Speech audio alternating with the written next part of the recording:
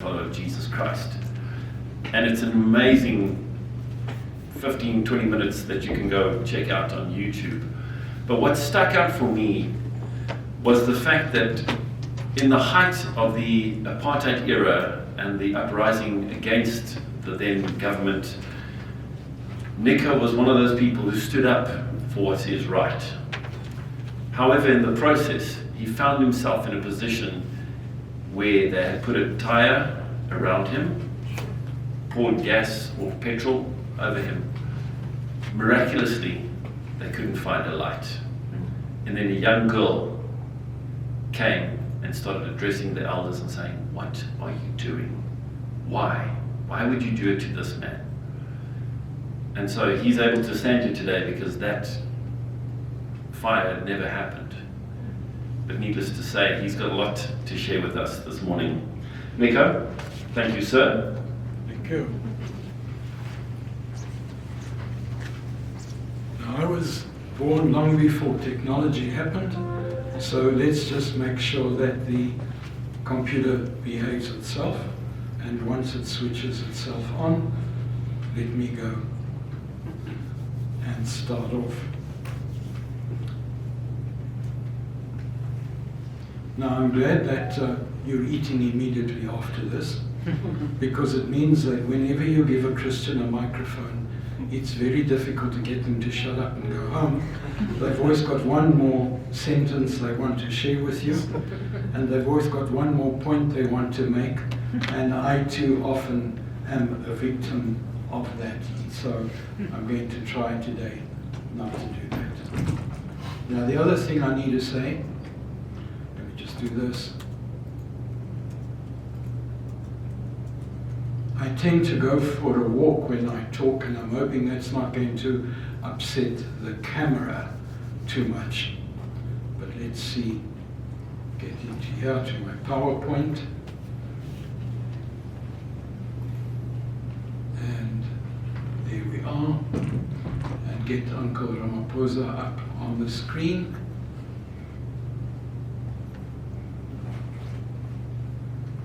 Get the slideshow to start. My mother once told me that she was embarrassed about watching television because every time there was a riot and there were a group of people toy-toying in front, she was expecting me to toy-toy as well. And I said, "Mom, this is a serious business, toy-toying.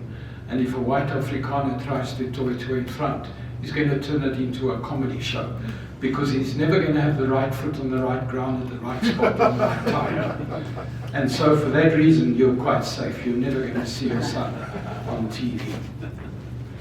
I'm here to speak on the state of our nation, and that's actually a very difficult topic to speak about. Because when we speak of the state of our nation, we tend to think of our president, because that's what he tends to want to do.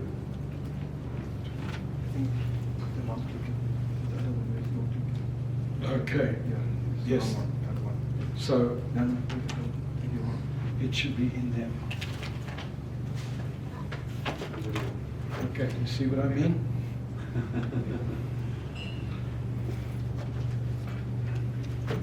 And he always starts with the open hand and says, "My fellow South Africans." Now the problem is you've got to read body language if you do what I do. And often he looks really tired. And now he's inviting us to be part of this family, to share the joy, and to be part of a new commitment, because he's absolutely committed. He wants to see us be a united nation, a nation that wants to be one with everybody else. Now when I watch, I feel that it's good news that I want to be a South African. I feel proud to be a South African. I want to be here. I hold my head held high. That for me is important. But what I feel like is something slightly different. I feel plucked. I feel damaged. I feel like I'm about to be slaughtered. And the sad thing is, often we feel like that as South Africans, and unnecessarily so, but we feel that. So the question is, if I'm going to speak on the state of the nation, what are you going to feel like by the time I'm finished in the next 30 minutes? Now, I decided this was what I was going to put up. Now, some of you may object because you may feel you're not really this old. But as I look around the room, some of you have at least 6 months before you're going to look like this. And so you're perfectly safe. And for the sake of the theologically looking minded people, we're going to assume that that lady is drinking Methodist approved grape juice. But the reality is that we very seldom celebrate with joy the fact that we are South Africans. And I'm going to suggest there are reasons why. And so I'm going to discuss the state of the nation on 2 levels. I'm going to discuss on the grounds of economics, and I'm going to discuss on the grounds of politics. And no doubt I'm going to be taken off the Christmas card list of some of you for some reason. But it doesn't bother me.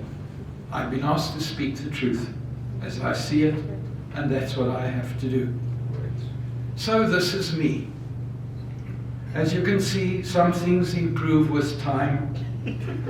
And this is me over here. I admit to being a nerd. This is in my matric year. And these were the nerds in my all-boys school. And I was there because I had won the award of the best math and bookkeeping student over 2 years. Got 100%. That was me. You are then. But what you have to understand is that I will always be on the edge of a crowd. I'm never going to be the life and soul of a party. Not interested. It's not who I am. But I'm the person who's going to stand and who's going to analyze. And I'm going to analyze and I'm going to say, if that is true, then why? If this is true, then why? That's who I am. We were allowed to choose books for our prize giving. And I chose a book that was that thick. It was called The Last 100 Days. And the wife of the headmaster said, "Are you crazy? You don't even like English, you're Afrikaans.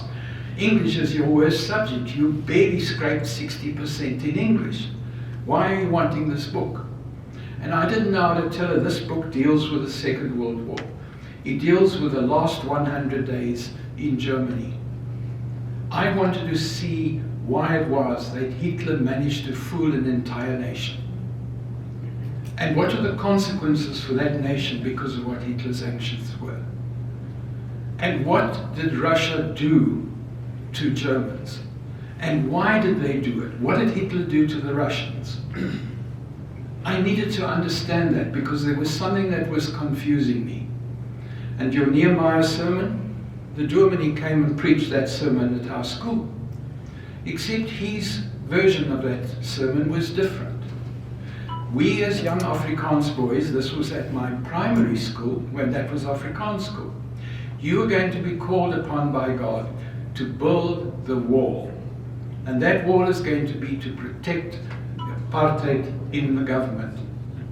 And you are going to have to kill to protect God in South Africa.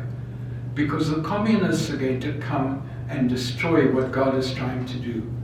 And you have to now learn how to take up weapons, and it's going to cause blood. That was the sermon that he preached from your words. And that was the sermon I grew up with. And so my 2 uncles who were warders in Robben Island looking after Mandela, that was fine. And the other uncle who came home every night covered in human blood because of what his job was, that was fine. And that was my background. And so when I then became a Christian, it was horrifying. It was good that I didn't come from a true background, So then I had to go and read the Bible. And I discovered some things that were crazy. I discovered that Jesus didn't look at people based on the skin tone. And I then realized I'm going to have to change what I know. And it did mean that I could no longer rely on my clan to tell me what was right and what was wrong. And it meant that I then had to begin to speak truth differently. So when I now speak on the state of the nation, I have to start off with the ANC. And it is important that you understand something about the ANC. It is an alliance. It's not a political party. It is an alliance. And it came together because it was trying to deal with apartheid. And so it brought together anybody who resisted apartheid. We have to understand that, otherwise we are going to get very confused about the history of South Africa. And in that alliance, there are Christians.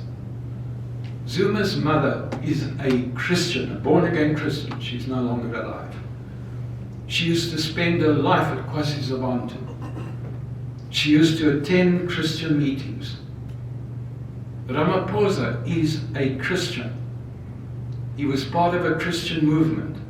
At the age of 18, he met with some Christians and he had a question. How do we, as Christians, work in the labor movement?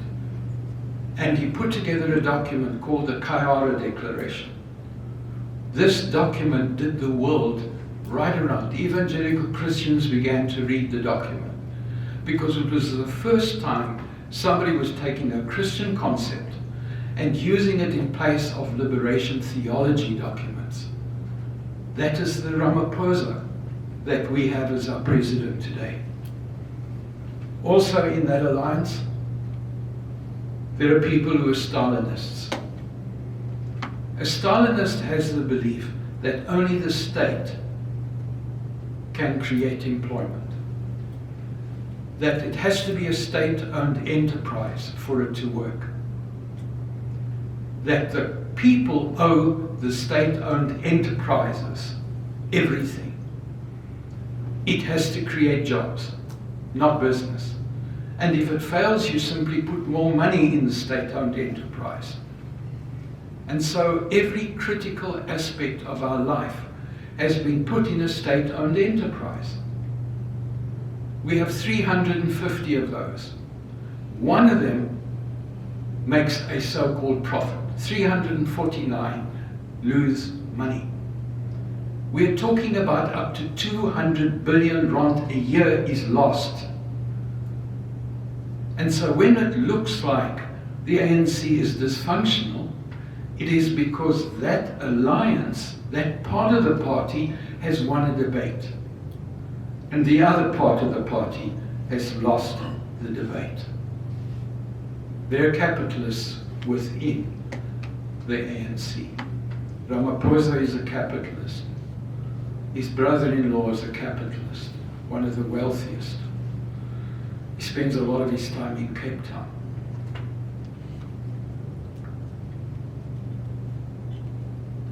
There are trade unionists and there are criminals. Let's deal with the trade unionists first.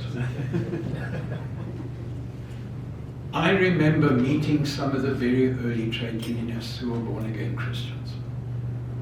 And their job was to try and create the ability to form a legal strike.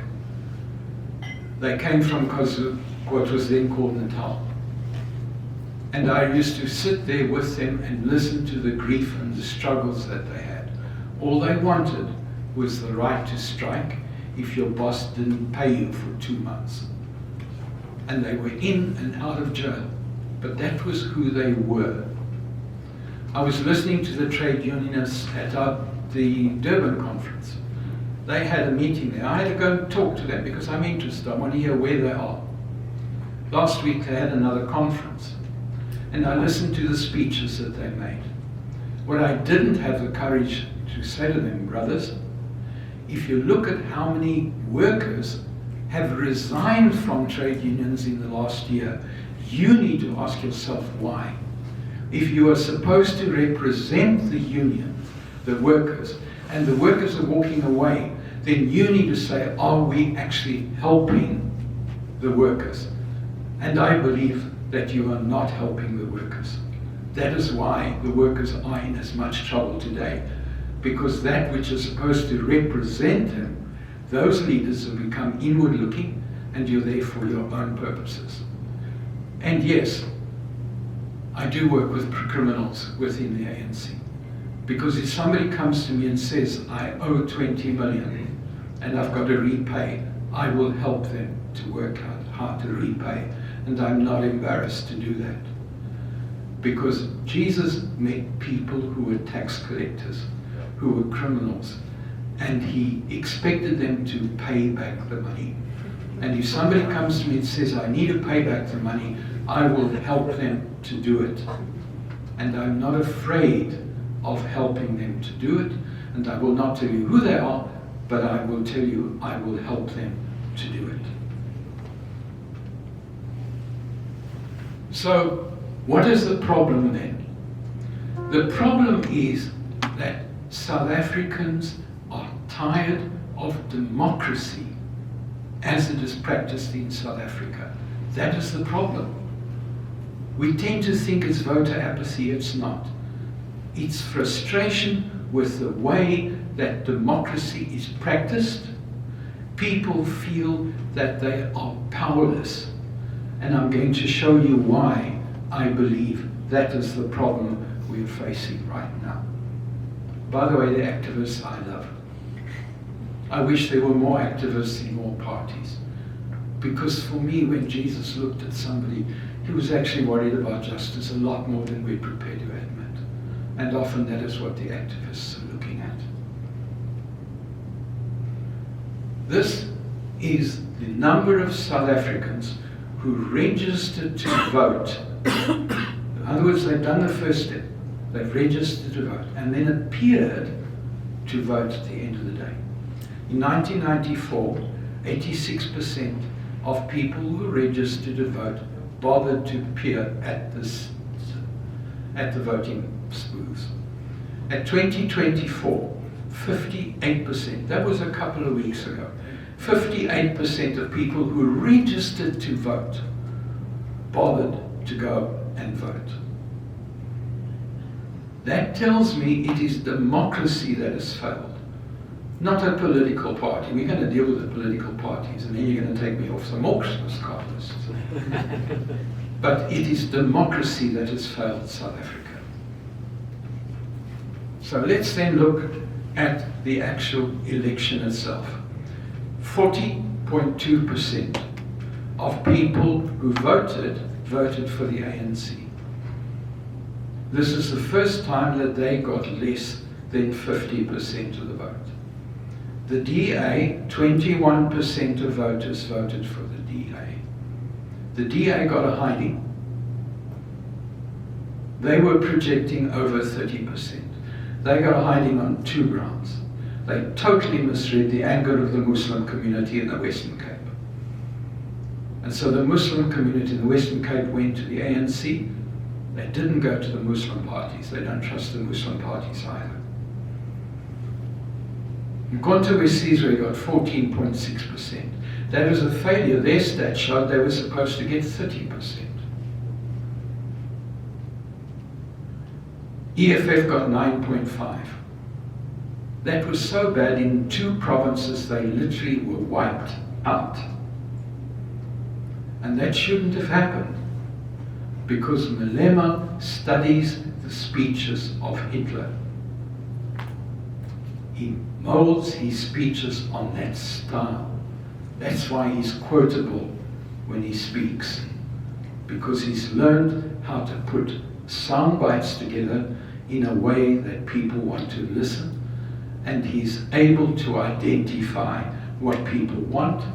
But where he's messed up is people are holding him to saying, if you believe this, why did you go to the VBS bank and steal money? And this is not the first time that you've stolen money from us. Therefore, you are being a hypocrite, and he paid that. Have you noticed that the ACDP got 0.61%? Now, I'm only wanting to ask this question. In a country that 80% claim to be Christians, we have to ask, what is that party doing that only 0.6% feel that that party represents us? Now, I have spoken to the local candidate. He's really a nice bloke. But I actually understand why it is that the party got 0.6 when the local rep, if he was the only candidate, would have got a higher position. So we need to understand it is democracy that has failed, but the parties also have a job to do.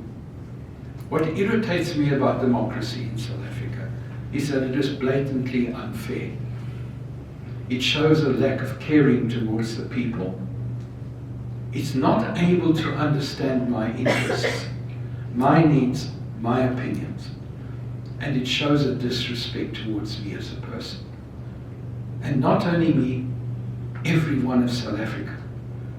We are disrespected by those in authority. So now, having slammed it, why then am I positive about the government of national unity? What is it that makes me change? But let me first beat one more drum. And this is the public purse, because this actually means it for me. In 2013, 10,000 government employees earned more than R1 million a year. 10 years later, 55,000 government employees earned more than R1 million a year, 55,000. So I'm a cabinet minister. I'm allowed to appoint 30 people. And those 30 people staff my office. I can pay them R1 million each. No questions asked, because they play important roles like answering my phone. They watch my email. And I've got this useless nephew who can't get a job anywhere. So I make him my personal assistant's assistant, and I pay him $1 million. And I've got this niece whose sole job is to make babies. She's never married any one of the fathers, and so she's a burden to my clan. But I pay her R1 million, and while I'm a cabinet minister, I've solved a problem. And people know that. They know that I'm paying out 30 million rand to my relatives, and I'm calling it a job. For me, that's a problematic. So let's go to the government of national unity. So now, because no party can make the 50%, it means parties have to cooperate, to work together, and it means that ministers have to come from different parties. So now the ministers have been appointed, and 3 ministers stand out. One is the Minister of Home Affairs. One is Auntie Patsy, who has now been put into tourism because she offended too many people when she took another department. So she was made the tourist minister, and she gets the headlines. And he gets the headlines. And then they are going to appoint a guy from the Freedom Front whose job it is to go and look at the prisons, and he gets headlines. And then another minister gets appointed whose job is to look at something else, of agriculture, and again headlines. And the cabinet ministers who are of the ANC go and run to Ramaphosa and say, this is unfair, because these people are getting all the publicity, and they are now destroying, and they're making us look stupid. And what does Ramaphosa say? He says, your job is to deliver. And if you go and look at what the people are wanting, from your department, and you give them that, you will also get publicity. So stop kletching about people doing their job and getting publicity. We're in a new state. You are going to have to work out what people want, and you are going to have to do what people want. That is a change. Because now what he is saying is what he always wanted to say and couldn't do. You are going to have to start competing, and you're going to have to start meeting people's needs.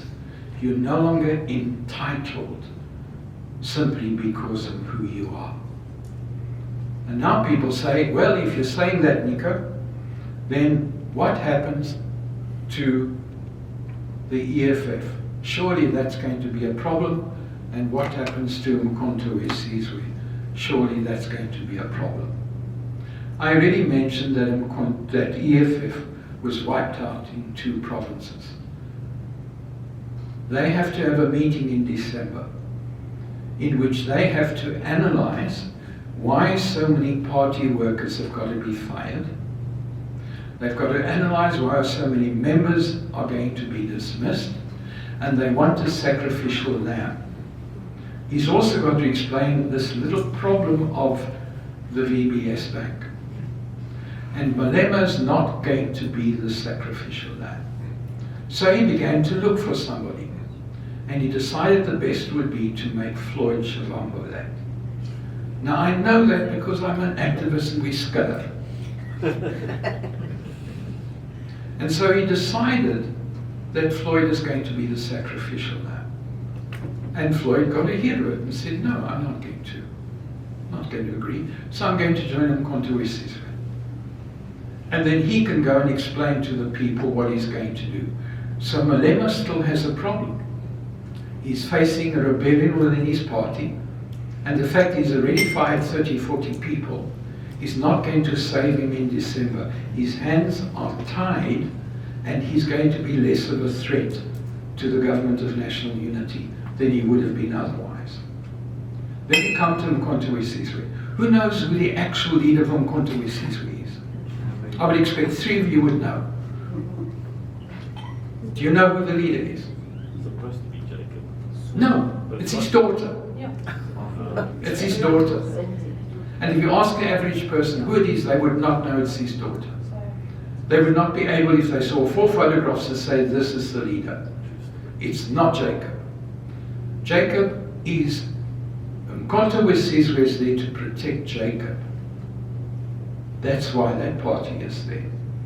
Jacob's goal was to disrupt the government of national unity. And his strategy was simple. We've got to make 56 appointments to the Constitutional Court, the High Court, the regional courts. All these senior positions have got to be made. We're busy starting now. We won't finish this week because it's too many appointments. And his plan was he would slide Hlophe into the commission to make sure that the correct people are going to be appointed, so that he can be protected, and from internal parliament they can make sure that state capture continues and Zuma can be protected. That was what their strategy is. That fell through because the judiciary has now made that impossible, and Parliament has finally woken up and said we cannot have known criminals deciding who's going to rule the country from the judicial side. That is a positive. For me, those 2 at the bottom have had their teeth extracted, and they are not going to be able to attack the system. And that is why I believe the system can move forward. So let's now look at the JSE.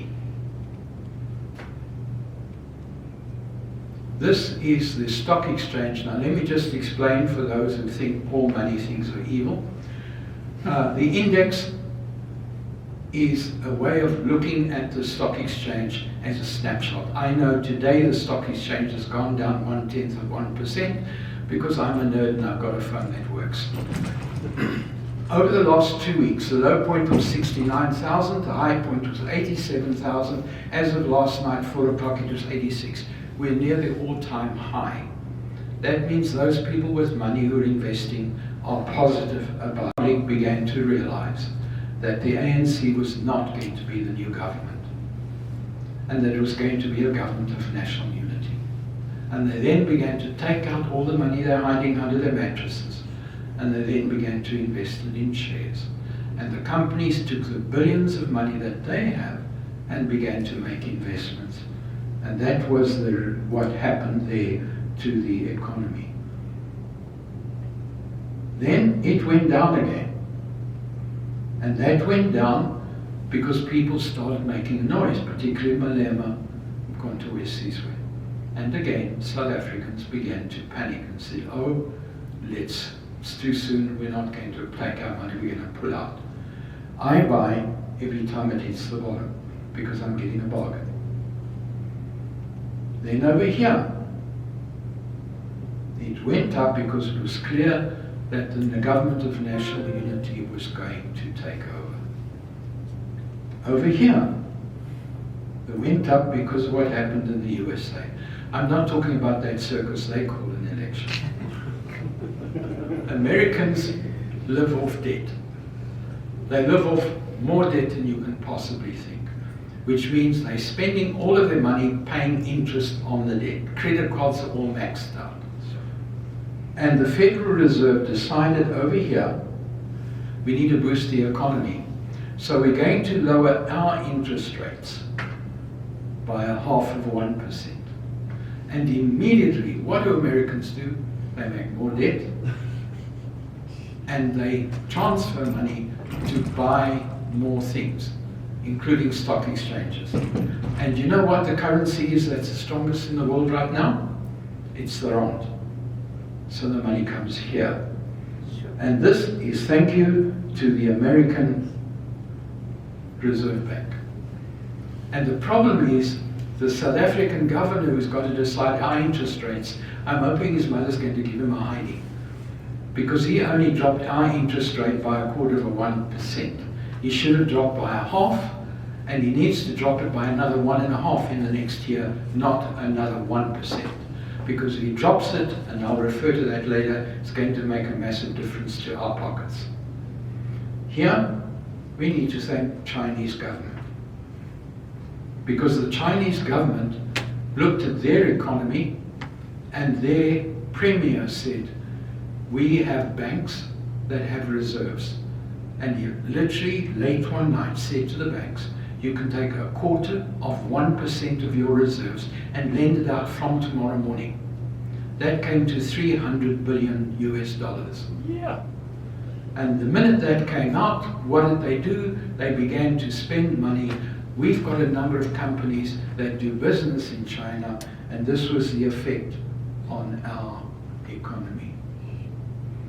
This here, I'm only going to say one word, Middle East. I'm not going to go into details there. I don't have time, and I don't want to deal with it in this environment. So let's then look at how one particular bank is strategizing around where the South African economy is. And I want to do this bank because I really understand. They've got 23 million customers.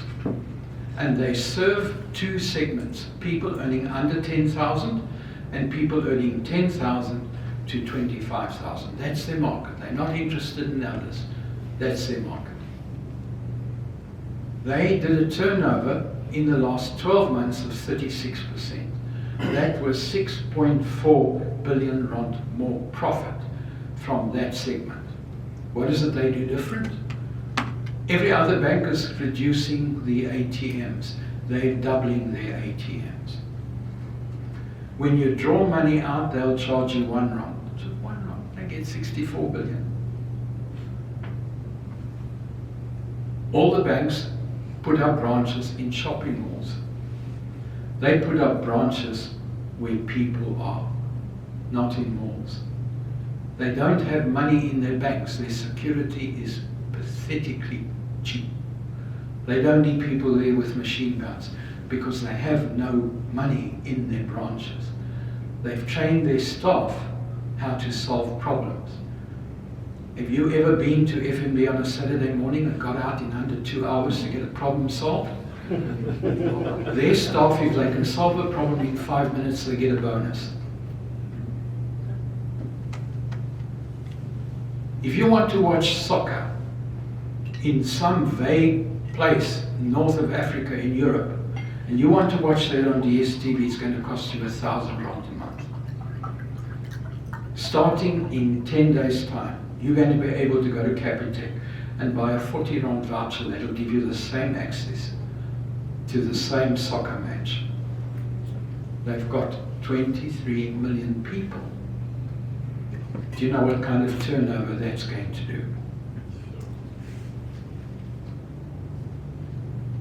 If you go to the bank and want a funeral plan, you can add 6 people to that funeral plan. Capitec asks the question why. In a traditional South African environment, you've probably got 23 relatives that you've got to take care of if they pass away. So why not give 23 family members to your plan? I can go there and say, I'm responsible for these 10 people. They are not family members, but if they die, I am going to bear responsibility, and I will be allowed to take those plans. That's thinking outside of the box. For Capitec to put that kind of money away, they have already done their sums, and they know that there is hope for South Africa. So why else am I optimistic? And I've really got to come to an end sooner. We have a situation where Home Affairs hasn't issued a visa to an ex-Zimbabwean, which they have to by law, in nearly 3 years. I employ Zimbabweans, by the way, because scripture says you look after the widow, the orphans, and the foreigners. I'm not allowed to be xenophobic. If I'm xenophobic, I can't claim to be a committed Christian. It's as simple as that. No debates about it. So the minister said, why don't we issue those visas, which we know we're going to issue? We'll issue it via mobile phones. And so in a matter of 4 weeks, he issued 300,000 visas. Gone are the queues for 2 years. Overnight, gone. That makes it more efficient. He got another plan. He said, we've got a lot of people who want to work in South Africa. Why don't we say, if you are not a South African and you work in another country and you want to come and live here, you can. All you've got to do is present a passport. You've got to provide proof that you're earning more than 650,000 rand a year. You can come here, you can stay here for 180 days. You don't have to register for SARS. You can come, live here for 6 months, and then you've got to go back. So what do we get out of it? We get the VAT they're spending, we get the accommodation, the coffee shops, the Wi-Fi, everything else we get without any effort. If 3,000 people take up those visas, and they've already been more than 3,000, we get another 2 billion rands worth of expenditure. And we now get another 500,000 new jobs created overnight without any financial commitment from our part. That gives me hope, reasons for optimism. The government and the business community have got together. Our growth rate is sitting at 0.3%. I've looked at that plan. It's possible. We can move it to 2.5%. That will create 400,000 new jobs. We know that a new job in a township feeds 6 people. That means 2 million people who tonight are going to bed hungry will have a job if they get their act together and they've already had their first meeting. Last 2 points and then you're free. 75 ministers are each entitled to 2 million rands worth of office furniture just because they got a new job. So the day before, the new minister in charge of that department sent all her colleagues to go and look at the existing offices. And the next morning when the ministers appeared saying, can we get our 2 million? She said, no. Last night we sent our staff to look at your offices. Here are the photographs. The furniture is still perfectly good. You're not going to get your 2 million. Here are the keys. It's still fine. 150 million went into the fiscus immediately. That gives me hope. Every minister gets 800,000 rand for a motor car. They drive that car until it's 100,000 rand, until 100,000 kilometers, and then they can go home and get another 800,000. 2 political parties said to their ministers, you are not going